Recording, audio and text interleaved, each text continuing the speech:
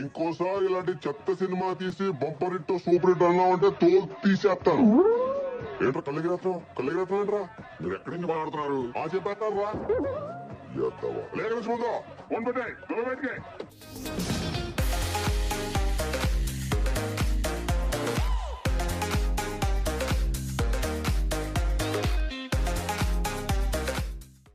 Chiranjeevi is an icon of not only Telugu cinema but Indian cinema in every way. A career that started all the way back in 1978, the self-made man proved his ability as an artist in multiple languages and with such ease that one really envisioned the longevity of his career to reflect in his name. Truly immortal. If you see multiple interviews of known directors and actors, they reference him as one of their inspirations. Especially the impact that he had with his characters that showcase great dramatic acting, seamless comic timing, and dance moves that are still tough to replicate. The actor through his work was and still is a huge proponent of Telugu cinema being recognized globally, and when cinema viewers, especially loyal Telugu film observers, think about fond memories of going to the theatres, especially in the 90s and mid-2000s, Chiranjeevi is a huge part of making that trip worthwhile. Before I expand further, I would love to know in the comments below from all of you the impact that he may have had on your film viewing experience in your formative years, because as I interact with more Telugu cinema viewers, the imprint Chiranjeevi has had on loyal film fans is truly unprecedented. In the slate of releases that came out this Independence Day weekend, somehow the hype around the Chiranjeevi starrer Bhola Shankar was at its lowest.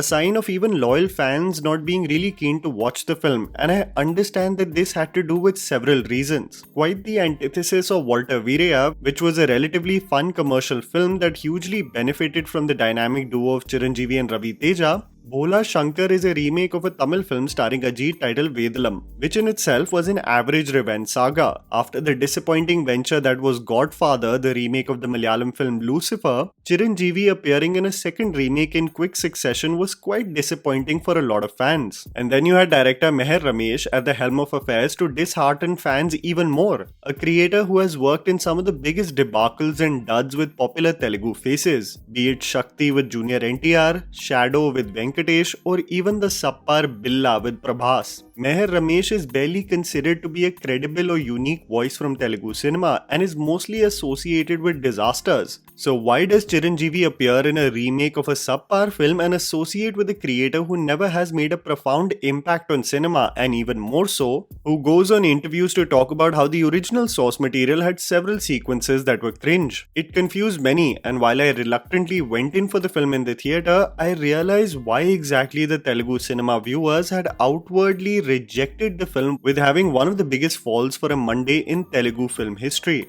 While the director would like to believe that he has transformed the supposed cringe sequences of Vedalam and made Bhola Shankar slightly tolerable, it could not be further from the truth. The film is devoid of anything memorable. It works in routine fashion and aesthetically looks so artificial that one starts wondering whether there is any real location in the entirety of this film. Several sets are filled with all the colors of the rainbow and reminded me of the sets of Kisi Ka Bhai Kisi Ki Jaan, where the makers built a set and tried to shoot as many sequences in one location and do the rest in front of a green screen. The film incessantly forces the exhausting trope of hero worshipping the main lead. The purpose of some of the characters in the film is just to praise Chiranjeevi, and this takes away from the little charm that Vedalam had. One of the most effective features of the original film was the bait and switch Ajit would carry out in several scenes, a switch of the front versus the reality, and this was further enhanced by Anirudh's exhilarating background score. Bhola Shankar is absolutely devoid of the same, making Chiranjeevi an individual that is unstoppable from the word go, and songs like Milky Beauty integrated into the edit so jarringly,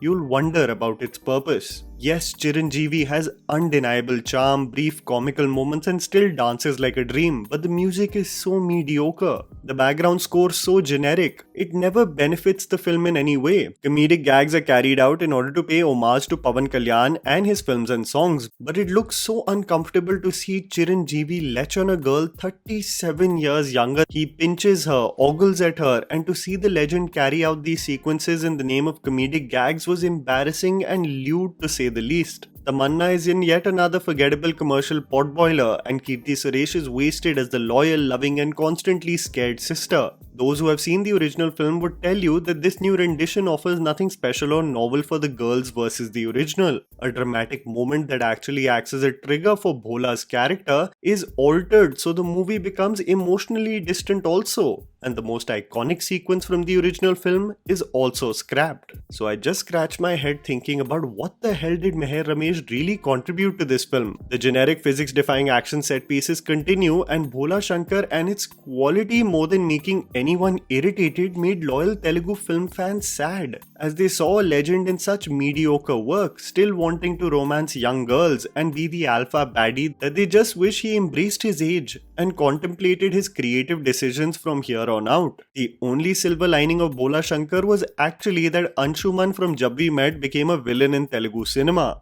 At least there is some progress in his life beyond Ganne Ke Khet. The current situation of Chiranjeevi is conflicting for many because fans are not particularly mad about just the fact that it's a remake. Because if you ask loyal fans about Shankar Dada, they really consider it to be more hilarious and iconic than the original Hindi film. But the sadness comes from the fact that he is collaborating with creators who are in the rut of mediocrity in every shape and form. Seeing the way legends in Tamil cinema like Rajnikant and Kamal Hassan have surrendered to creators like Nelson and Lokesh respectively have hugely benefited in revitalizing their careers. And one wishes that Chiranjeevi works with brighter, younger creators who can package him to play his age and still be a total badass. The fact that Rajnikant is getting paired with Ramya Krishnan and Vijay is reuniting with Trisha are signs of acknowledging that the widening age gap can't become the norm because many of these sequences simply border on being uncomfortable.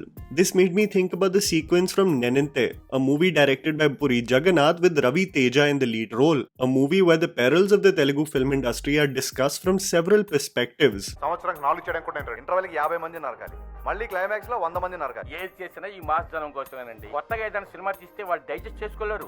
ఏ తీయడం వచ్చని మేము అయ్యే చూస్తున్నాం. This catch-22 that the producers, actors and audiences find themselves in is self-destructive in my opinion. Actors feel like they can't experiment enough because fans will be disappointed. Fans blame the creators for only showcasing the same tropes in mass commercial movies, and producers want to make their margins, so they stick to formulaic films. If examples like Virupaksha and Balagam can exist today in Telugu cinema and be celebrated by the masses, and there is an outright rejection of a film like Bhola Shankar, then I think a legend like Chiranjeevi should not shy away from surrendering to someone talented like Vivek Athreya or Tarun Bhaskar. Because you never know the gem that comes out of a young creator who works with their idol. One hopes the next venture isn't the Bro Daddy remake and something inventive and original, because the legend cannot tarnish his legacy like this. The memories of the movies with Chiranjeevi as the lead are far too precious to be squandered like this.